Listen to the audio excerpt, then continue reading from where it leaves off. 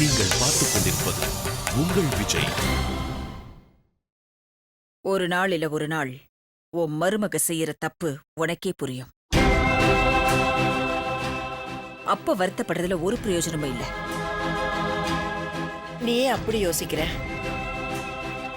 இந்த வீட்ல இருக்கிற யாருக்குமே அடுத்தவங்களுக்கு கெட்டது பண்ணோங்கிற நினைப்பே இல்ல. பிரியாவும் இந்த வீட்டுக்கு மருமகளா வந்தவ தானே. அவளுக்கும் என் வீடு என் குடும்பங்கிற நினைப்பு இருக்காதா? நீ நினைக்கிற மாதிரி எல்லாம் எதுவுமே நடக்காது சித்ரா. அப்படி நடக்கவும் விட மாட்டேன். யார் தப்பு செஞ்சாலும் அதை எப்படி சரி செய்யணும்னு எனக்கு தெரியும். அது சீதா விஷயமா இருந்தாலும் சரி, பிரியா விஷயமா இருந்தாலும் சரி. சித்ரா, எங்க போற? சொன்னல, செய்யற தப்ப சரி பண்ண போறேன்னு. அப்படின்னா இப்ப என்ன பண்ண போற? அது அப்புறமா தெரியும்.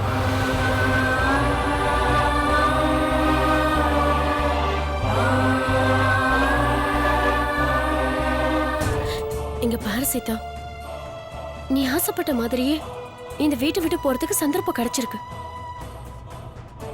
என்னாலையும் எங்க அம்மாவாலையும் முடியாதத நீ முடிச்சிட்ட. Very good Sita. இங்க பாரு, உன் அத்தை பாக்குறதுக்கு முன்னாடி நீ போயிடு. இல்லனா உன்னை போகிறதுக்கு விட மாட்டாங்க. அப்புறம் நீ அவங்க சொல்றதெல்லாம் கேட்டுக்கிட்டே இருக்கணும். இல்லக்கா, நான் போறது அவருக்கு சந்தோஷம்னா நான் ஏன் இங்க இருக்கணும்? நான் போறேன்க்கா. சரி சீதா, நீ சீக்கிரம் பிரியா,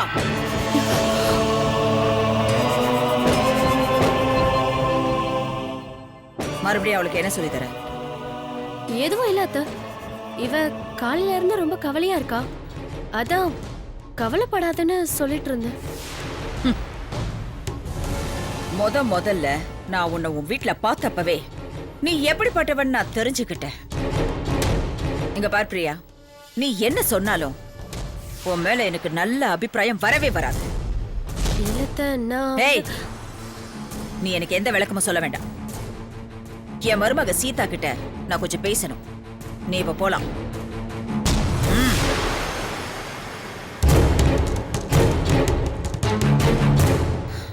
சீதா, உன்னை இந்த வீட்டுக்கு மருமகளா கொண்டு வந்தது நான் சொல்றத மட்டும் நீ செஞ்சா போதும். புரிஞ்சுதா? இப்போ உன்னால நடந்த தப்புக்கு என்ன பண்ணணும், அதை எப்படி சரி செய்யணும்னு நான் உனக்கு சொல்லித்தரேன். கவனமா கேளு.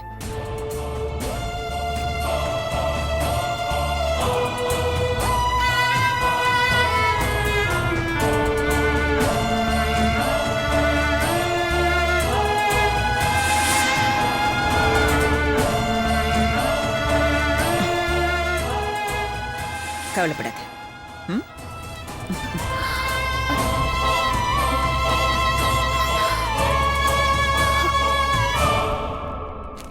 சதீஷ் சார், இது வந்து ஷர்மா கம்பெனியோட ஃபைல். இமிடியேட்டா அனுப்பிச்சிருங்க. Okay okay.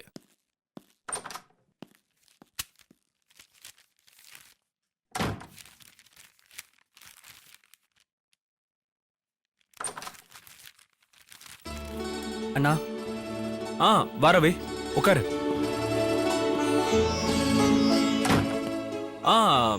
ரவி, நேத்து உன்னை பிரதீப் ஃபைல் ரெடி பண்ண சொன்னேன், ரெடி பண்ணிட்டியா? அது எப்போ ரெடி ஆயிடுச்சுண்ணா. Very good. ஆனா நான் பேச வந்த விஷயம் வேற. என்ன? அண்ணா, மனுஷன் தப்பு பண்ணாம இருக்க முடியாது. தப்பு அதிகமா பண்ணும்போது தான் அனுபவம் நிறைய வரும். சரிதானா? ரவி, சொல்ல வந்த விஷயத்த நேரடியா சொல்லு. அண்ணா, அது வந்து அண்ணி லேப்டாப்பை தண்ணியில கழுவுனாங்கல்ல, அதை பத்தி தானே பேச வந்தேன். அவங்க தெரியாம. ரவி, இது ஆபீஸ். பிசினஸ் சம்பந்தப்பட்ட விஷயம் மட்டும் பேசு. வீட்டு விஷயம் பேசுறதெல்லாம் எனக்கு பிடிக்காது. இருக்கலாம்ண்ணா, ஆனா அண்ணி விஷயத்தை பத்தி நான் என்ன சொல்ல வரேன்னா. ரவி, நான் எப்போவாவது உன் பர்சனல் விஷயத்தை பத்தி பேசிருக்கேனா? இல்ல தானே? அப்படி இருக்கும்போது நீயும் என் விஷயத்துல அப்படிதான் இருக்கணும். சாரி அண்ணா. சரி, போய் வேலையை பாரு.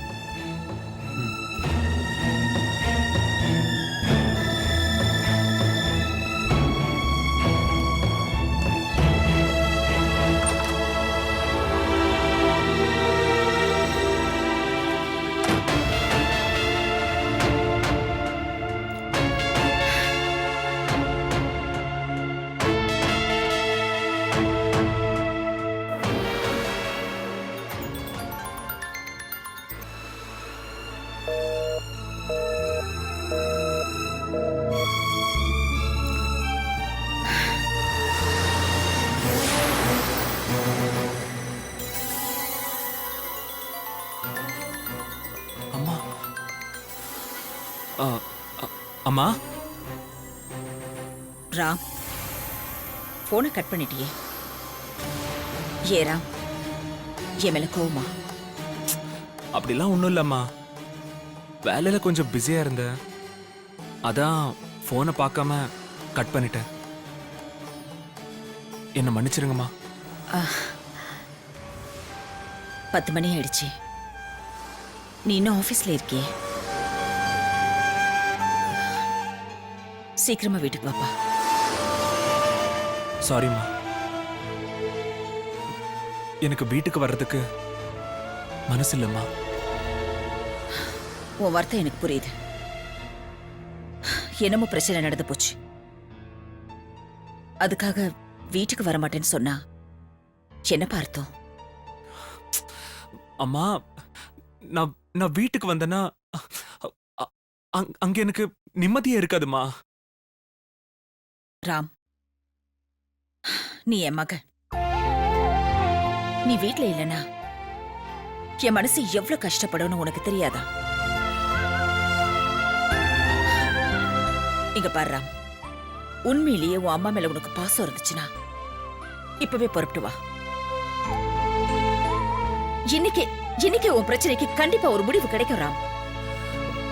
மா, காலையில ஏதோ கோவத்துல பேசிட்டேன், என்ன மன்னிச்சிருங்கம்மா. இல்ல ராம், நீ அப்படி பேசுனதுல கண்டிப்பா உன் மேல எனக்கு எந்த வருத்தமும் இல்லப்பா. உன் கல்யாண விஷயத்துல நான் எடுத்த முடிவுனாலதான் நீ இந்த வேதனை அனுபவிக்கிறேன்னு எனக்கு தெரியும்பா.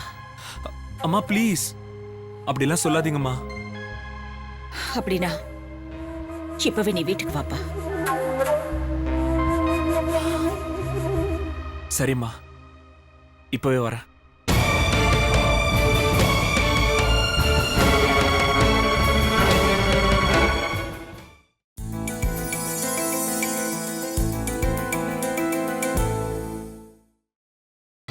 நீங்கள் பார்த்துக் கொண்டிருப்பது உங்கள் விஜய்.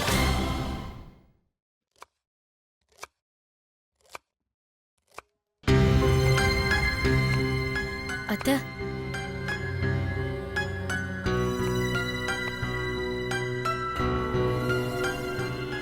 அத்தை, ஆ? அந்த லேப்டாப் விஷயத்துல என்னால எந்த தப்பும் நடக்கலன்னு சொன்னா சித்ராத்த நம்ப மாட்றாங்க. எல்லாத்துக்கும் நான் தான் காரணம்னு சொல்றாங்க. நான் அப்படிலாம் செய்ய மாட்டேன்னு நீங்களாவது என்ன நம்புறீங்களா? எனக்கு உன் மேலேயும் நம்பிக்கை இருக்கு, சீதா மேலேயும் நம்பிக்கை இருக்கு.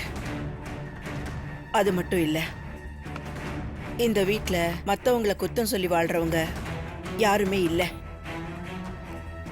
எப்பவுமே இந்த மாதிரி சண்டை எல்லாம் இந்த வீட்ல நடந்ததும் இல்ல. அப்படி நடக்குதுன்னா மேலும் மேலும் தப்பு நடக்குதுன்னு தான் அர்த்தம். இருக்கட்டும் அத்தை, அதுக்காக எல்லா தப்புக்கும் நான் தான் காரணம்னு சொன்னா சரியா அத்தை? அன்னைக்கு கல்யாண விஷயத்துல அவ்வளவு கலாட்டா நடந்தும் ரவி பெரிய மனசு பண்ணி என்ன கல்யாணம் பண்ணிக்கிட்டாரு. அத நீங்களும் ஒத்துக்கிட்டீங்க. அதனால நான் இவ்ளோ பெரிய வீட்டுக்கு மருமகளா வந்திருக்கேன். நான் இந்த வீட்ல இருக்கிறவங்களோட நிம்மதியை கெடுக்கிற அளவுக்கு நடந்துப்பனா அத்தை. ஆனா சீதா தெரிஞ்சோ தெரியாமலே செய்யற தப்புனால நான் கெட்டவளாகிறேன். அதனால எனக்கு அவ மேல எந்த வருத்தமும் இல்ல. பாவம் அவ சின்ன வயசுலயே அம்மா அப்பாவை இழந்தவன்னு நானும் என் அம்மாவும் சீதாவை ரொம்ப அன்பா பாத்துக்கிட்டோம். நான் அவளை என் சொந்த தங்கச்சி மாதிரி தான் நினைக்கிறேன். அதனாலயே அவ வீட்டை விட்டு போறப்பெல்லாம் அவளை தடுக்கிறதுக்கே நான் ரொம்ப கஷ்டப்பட்டிருக்கேன். ஆனா சீதாவுக்கு இது எதுவுமே புரிய மாட்டேங்குது அத்தை. ஏதாவது ஒரு தப்பு பண்ணிக்கிட்டே இருக்கா. ஆனா சித்ரா அத்தை என்னதான் திட்டுறாங்க. நான் என்ன பாவம் செஞ்ச அத்தை? சொல்லுங்க அத்தை. பிரியா, நீ ஏன் இந்த அளவுக்கு யோசிக்கிற?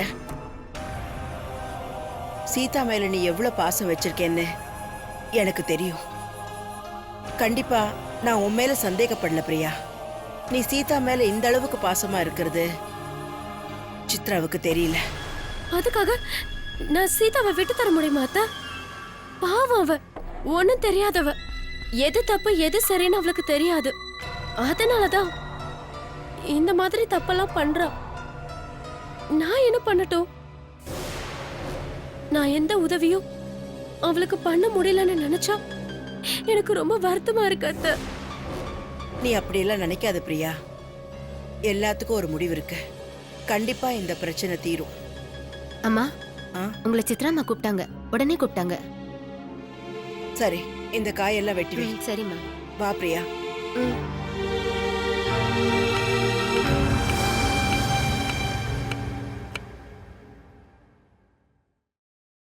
என்ன சித்ரா, ஏதோ முக்கியமான விஷயம் பேசணும்னு சொன்ன.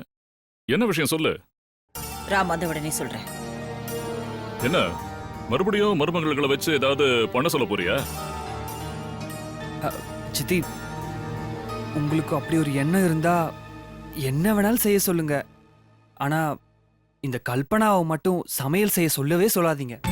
ஏய் ரவி, இது தமாஷ் பண்ற நேரம் இல்ல. ராம் வர வரைக்கும் கொஞ்சம் அமைதியா இருக்கு.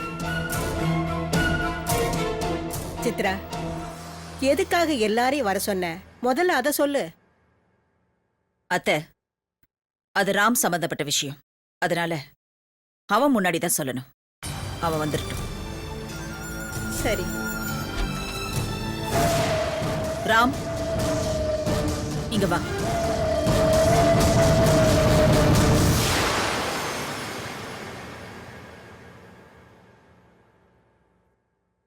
இங்க எல்லாரும் உனக்காக தான் காத்துட்டு இருக்கோம். இன்னைக்கு ஒரு விஷயம் முடிவுக்கு வர வேண்டியிருக்குப்பா. அம்மா, நடந்து போன விஷயத்த மறுபடியும் மறுபடியும் பேசுறதுல எனக்கு விருப்பம் இல்லம்மா. நீங்க எந்த விஷயத்துல என்ன முடிவெடுக்கிறீங்களோ எடுத்துக்கங்க. நான் எதுவுமே கேட்க மாட்டேன். இல்லப்பா, இது நீ முடிவெடுக்க வேண்டிய விஷயம். நீ இங்க இருந்து தான் ஆகணும்.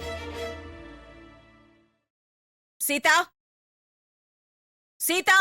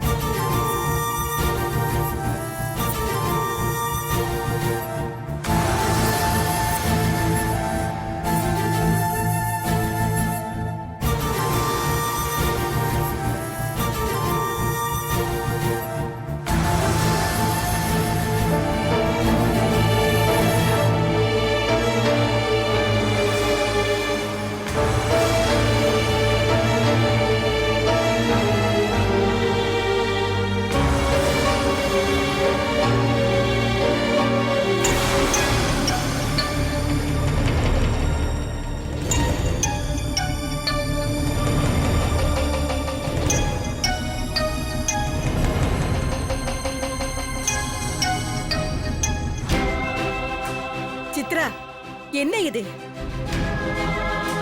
சீதா ஏன் கல்யாண கோலத்துல இருக்கா? கொஞ்சம் பொறுமையா இருங்க அத்தை. உங்க எல்லாரோட கேள்விக்கும் பதில் கிடைக்கும். அம்மா, இவளால ஏற்பட்ட பிரச்சனைக்கு முடிவு சொல்றேன்னு சொன்னீங்க. இப்ப பார்த்தா இவ ராம், அந்த முடிவு என்னன்னு சொல்றதுக்காக தான் நான் இவளை இப்படி வர சொன்னேன். சித்ரா, உன் பேச்சு நடவடிக்கை எல்லாம் ரொம்ப விசித்திரமா இருக்கு. இங்க என்ன நடக்குது ஏதுங்கிறத புரியுற மாதிரி சொல்லு. என்ன நடந்துச்சு, இப்ப என்ன நடக்க போகுதுன்னு நான் சொல்றேன்.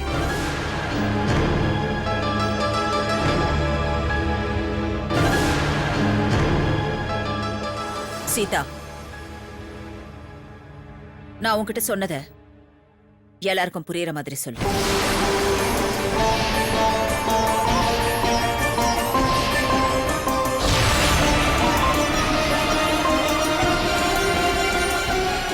உனக்கு தான் சொல்றேன், சீக்கிரமா சொல்லு.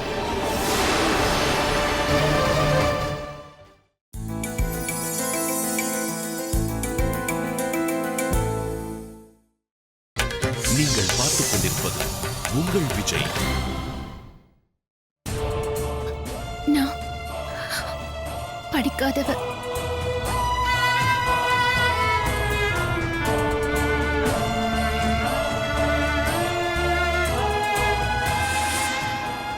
இருந்தாலும் என் மேல நம்பிக்கை வச்சு என் அத்தை இவ்ளோ பெரிய வீட்டுக்கு என்ன மருமகளா கொண்டு வந்தாங்க.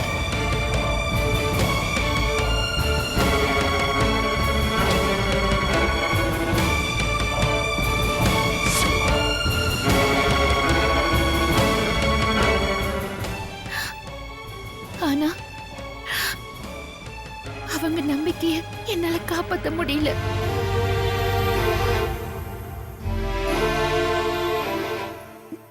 நான் இந்த வீட்டுக்கு வந்ததுல இருந்து ஏதாவது ஒரு பிரச்சனை நடந்துகிட்டே இருக்கு.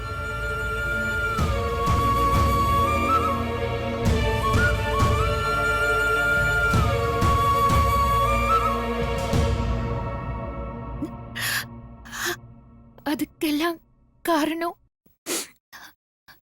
நான் தான்.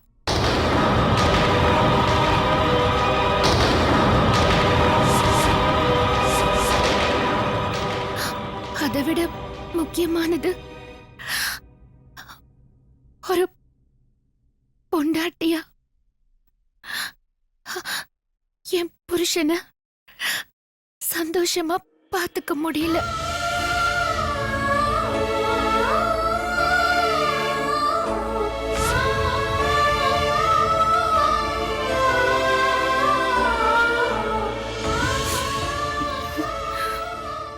என்னால அவரோட சந்தோஷம், நிம்மதி எல்லாம் எல்லாம் கெட்டு போச்சு.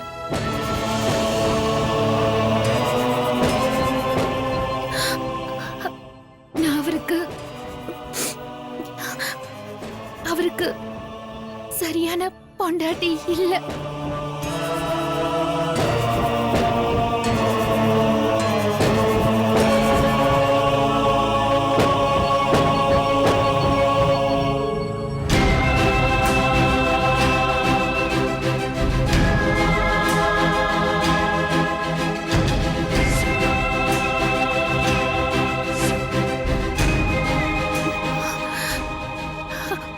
இந்த வீட்டுக்கு நான் சரியான மருமக இல்லைன்னு எனக்கு தெரிஞ்சு போச்சு.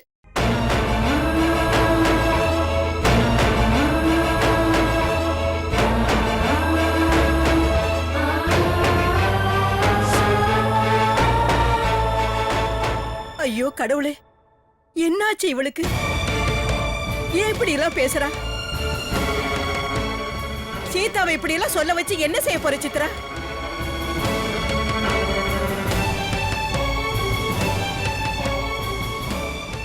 அவ இன்னும் விஷயத்த சொல்லல. எல்லாம் சொன்ன பின்னாடி அப்புறமா கேளுங்க.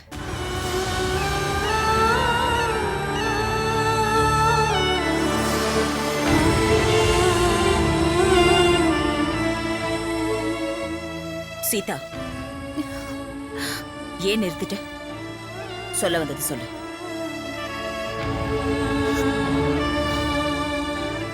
நான் கல்யாணம் ஆனப்ப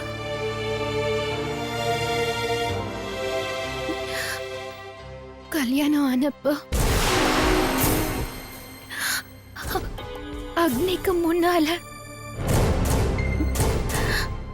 நான் சொன்ன விஷயம் எல்லாத்தையும் வாபஸ் வாங்கிக்கிறேன்.